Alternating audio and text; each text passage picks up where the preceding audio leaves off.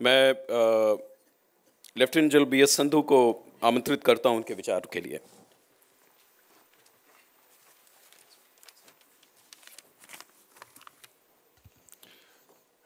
Good afternoon ladies and gentleman.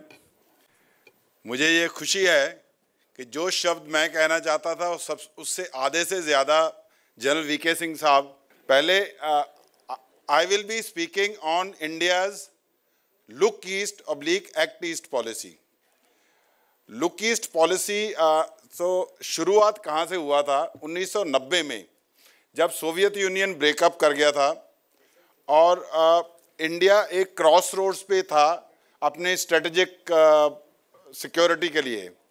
तो तभी नरसिम्हा राव जी की गवर्नमेंट ने सोचा, और उधर से चाइना राइज कर रहा था जिसकी इन्फ्लुएंस एशिया में और साउथ ईस्ट एशिया में काफ़ी बढ़ रही थी।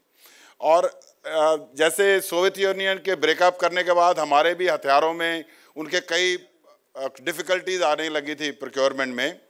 उस समय ये इंडिया की लुक ईस्ट पॉलिसी लॉन्च की गई थी, जिसमें ये सोचा गया कि जो हिंदुस्तान का रिश्तेदारी साउथ ईस्ट एशिया से है उसको क्या एम्फेसिस दी जाए।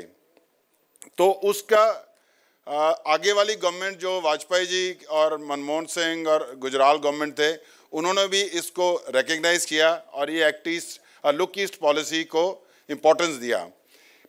2017 में इसके 25 साल हुए थे, और जैसे कि वीके सिंह साहब ने बोला कि ये इसको मार्क करने के लिए 10 head of state ASEAN countries के इस बारी के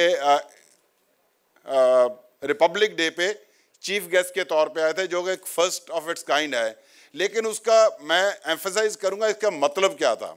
उसका मतलब ये था कि इंडिया की integration with south east Asia जो है उसको एक्नॉलेज किया गया। और जो डिक्लेरेशन हुई थी उस डिक्लेरेशन में दो चीज़ें इंपॉर्टेंट थी।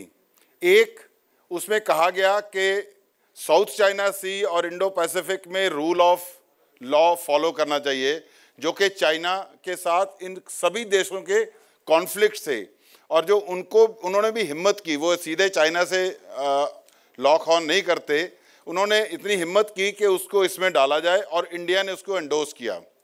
दूसरा, इंडिया को जो टेररिज्म के अगेंस्ट पॉइंट था उसको इस डिक्लेरेशन में डाला गया, ताकि कोई भी एंटी नेशनल एलिमेंट है वो जाकर के इन देशों में हमारे उल्ट आराम से नहीं बैठ सकता है। तो ये दो इम्पॉर्टेंट चीज़ें थी, और ये जिसके कारण ये 25 ईयर्स जो मार्क किए थे वो अच्छे थे। अभी दो और इम्पॉर्टेंट फैक्टर हैं जो इंडिया की लुक, इसी टाइम पे प्रधानमंत्री मोदी ने इसको एक्ट ईस्ट पॉलिसी कर दिया, जिसके बारे में मैं बाद में भी आऊँगा कि हिंदुस्तान में प्लानिंग की कोई कमी नहीं रहती, एक्शन की कमी रहती है और इम्प्लीमेंटेशन की कमी है। तो उन्होंने इसको ज़्यादा इंपॉर्टेंस देने के लिए इसको एक्ट ईस्ट पॉलिसी बोला है। तो इस एक्ट ईस्ट पॉलिसी में दो चीज़ें बहुत इंपॉर्टेंट हैं।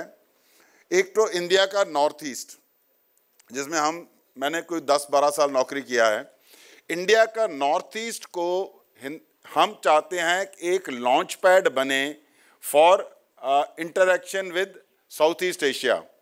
तो उसमें सबसे बड़ी प्रॉब्लम यह है कि आप नॉर्थ ईस्ट इंडिया एक स्ट्रेटेजिकली बहुत इंपॉर्टेंट हिस्सा है, जो सिर्फ 25 किलोमीटर से इंडिया से जुड़ा है। 4700 किलोमीटर उसका बॉर्डर नेबरिंग कंट्री से है, जैसे कि चाइना, भूटान, म्यांमार, बांग्लादेश। तो उसको आज के दिन, स्पेशली पोस्ट इंडिपेंडेंस, आप जानते होंगे अगरतला जो है कलकत्ता से 600 किलोमीटर दूर है, लेकिन इंडिपेंडेंस के बाद जब ईस्ट पाकिस्तान बन गया और बांग्लादेश बन गया, तो आप सिलीगुड़ी के थ्रू आते हो तो 1200-1300 किलोमीटर दूर है। जो वाटरवेज कनेक्ट करते थे सब बंद हो गए। As a result north east isolate हो गया। प्री इंडिपेंडेंस असम की per capita income average national average से 500 रुपये ज़्यादा थी, लेकिन अभी वो बहुत पीछे रह गया है। तो ये जो 60-70 साल आइसोलेशनिज्म, जिसके बारे में जनरल केजे भी बोल चुके हैं और पहले भी आई थिंक जनरल कंवर ने बोला था, तो उसको अभी एक हम अगर लॉन्च पैड बनाना चाहते हैं तो नॉर्थ ईस्ट इंडिया को इंडिया का इंजन ऑफ ग्रोथ बनाना पड़ेगा। क्योंकि अगर उसके पास वेदर अच्छा है, उधर एग्रीकल्चर प्रोडक्ट बहुत हो सकती है, ह्यूमन रिसोर्स बहुत ही अव्वल दर्जे की है। Most of the sportsman come from Manipur और बाकी जो स्टेट्स हैं उनसे भी। तो अगर हम चाहते हैं इंडिया की ये पॉलिसी कामयाब हो तो एक ये करना पड़ेगा। दूसरा चाइना फैक्टर, चाइना इसी स्पीड से ग्रो कर रहा है और उसके सब ये साउथ ईस्ट एशियन कंट्री से कॉन्फ्लिक्ट्स हैं, हमारे से भी अनसेटल्ड बॉर्डर हैं, तो चाइना को क्वेश्चन करना मुश्किल है। But there is the thing called congagement, containment and engagement. So that is the policy which India and the South East Asian countries will follow with China, ताकि उससे growth होती रहे और कन्फ्रंटेशन कम होता जाए। अगर आप अगला मैं चाहता था असेसमेंट करना कि पॉलिसी आज तक कैसे रही politically, relationship wise very big success, तो क्या आपने देखा इस बार रिपब्लिक डे पे। लेकिन दूसरा एक इसका मुद्दा था economically much more needs to be done. 2001 में इंडिया की एक्सपोर्ट्स 10% इसी देशों में जाती थी, 2016 में वो 8 पॉइंट्स, घर दाने उसके पागल भी सियाने। तो जो इकोनॉमिकली स्ट्रांग होगा, if I have to sum up national security in one word, it is economy. अगर हम इकोनॉमिकली स्ट्रांग होंगे तो हम ये जो आइडियाज आज पैदा करते हैं या जो नीति आयोग करता है उसको हम इम्प्लीमेंट कर पाते हैं। तो first thing is India has to come economically strong, और नॉर्थ ईस्ट रीजन को ये हमारे लिए एक अपॉर्चुनिटी है कि उसको हम एक प्लेटफॉर्म ऑफ ग्रोथ और platform of engagement with south east Asia करें। उसके लिए बहुत ज़रूरी है कि वहाँ की सिक्योरिटी प्रॉब्लम, किसी भी ग्रोथ के लिए सिक्योरिटी ज़रूरी है, लॉ एंड ऑर्डर, सिक्योरिटी, काफ़ी प्रॉब्लम जो है वो सॉल्वेबल हैं।